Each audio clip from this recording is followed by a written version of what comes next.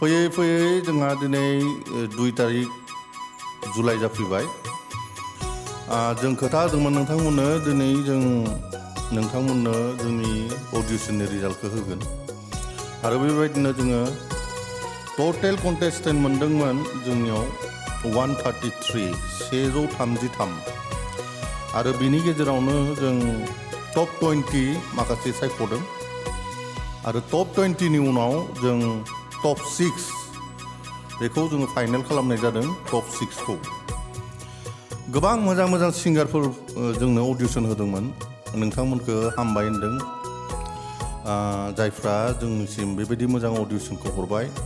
नोंथांमोना गोबाङानो मोजां मोजां सिंगार जागोन आरो नोंथांमोना गोबाङानो खननो हाग्राखा। बेवहाय जों मिजिंथिदों नोंथांमोननि फैबाय थानाय समफ्राव मोजां जाथों आरो नाजाबाव जेसेबां हायो। जायफ्रा 133 कन्टेस्टेन्टनि बिथोराव टप 20 आवबो फैनो हायाखिसै नोंथांमोनाबो गोबाङानो मोजां खनदों। थेवबो जोंहा कम्पिटिशना टाफ नालाय जों टप 6 खौल' जों लाखिनो हाबाय। निमाहा खालामगोन नोंथांमोनखौ जों बयनोबो खाबुखौ होनो हायाखिसै। थेवबो जों नोंथांमोननो बेबायदि माखासे खाबुफोरखौ होलांबाय थागोन। जों बिनि उनावनो वेस्टार्न बेस्टनि दोंसे आरो ट्रेक हगारगोन, मेथाइ हगारगोन। बेखौ नोंथांमोना मोजाङै सोलों आरो अडिशनखौ मोजाङै खननानै हर। सिगांनि बाराव गोबाङानो माखासेफ्रा एफेक्ट होनानै हरदों। बिदि खालामनाङा, जोंहा सायख'नायाव एसे दिगदार जायो। जायफ्रा अडिशन होगोन नेक्स्ट टाइम नोंथांमोना एखेबारे माने इफेक्ट गैयि बेबायदि खननानै हर। भिडिअ खालामोब्लाबो जागोन। जाय जेरै हायो बिदिनो हरदो। नेक्स्ट टाइम जों वेस्टार्न बेस्ट नोंथांमोननिसिम हगारबावगोन। दानिया फैदो टप 20 आव जोंहा मुंख'नो गोनां सानैसो दङ जों जायखौ टप 6 आव लाबोनो हायाखिसै माखासे कन्डिशननि थाखाय। बेनो जाबाय चिरांनिफ्राय नोंथां सन्जिब बसुमतारी आरो नोंथांनि बिसि प्रिया नार्जारी। नोंथांमोननिसिम आं निमाहा बिहरनाय थाबाय। जों नोंथांमोनखौ टप 6 आव लाबोदोंमोनब्लाबो होनो हायैनि कारना जाबाय नोंथांमोना अलरेडि अडिअ खनखाबाय। जोंनि मटिभआनो जाबाय जों निउ सिंगार जायफ्रा एखेबारे खाबु मोनाखै बिथांमोनखौ खाबु होनाय। बेयावहाय मोजां मोनदों आरो नोंथांमोननि बेबायदि मोजां इनकारेजनि थाखाय नोंथांमोनखौ आं आसा फारिदों। बिसि बिसाय सानैबो मोजां खनगिरि। आसा फारिदों नोंथांमोना जिउआव दावगालांथों। आरो बिनिफ्राय मुंख'नो गोनां जोंहा दिगियाजुलिनिफ्राय अखिल दैमारि उन्दै गथ'। नोंथांनिसिमबो जों निमाहा बिहरनाय थाबाय। जों नोंथांखौबो टप 6 आव लाबोदोंमोनब्लाबो जों लाखिनो हानाय नंलिया। जाहोना बे जोंनि जिथु ट्रेक, जोंनि जिथु मेथाइ बेयो नोंथांनि थाखाय एखेबारे हाइ जादों। बेनि थाखाय एबार खेबसेनि थाखाय निमाहा बिनाय थाबाय। बेबायदिनो गोबां दङ जायफोरखौ जोङो खाबु होनो हायाखिसै। उननि बाराव नोंथांमोना आरो एसे माने खस्थ' खालामबावदो, नाजाबावदो, रियाज खालामबावदो। जों बेबायदि खाबुखौ होलांबाय थागोन। नेक्स्ट जों नोंथांमोननो वेस्टार्न बेस्ट जिथु होगोन बेखौ सल' जों लाखिनाय जागोन। टप 6 खौ जोङो बेनि थाखाय खालामनाय जादों जोंहा मेथाइआ बियो करास मेथाइ। बेनि थाखाय जोङो टप 6 माने जों 6 जन लाखिनाय जाबाय।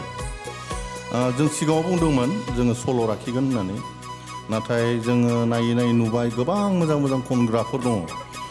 दा जों मा खालामनो, बेयावखायनो जोङो टप 6 जनखौ लाखिनानै करास खालामनो सानबाय।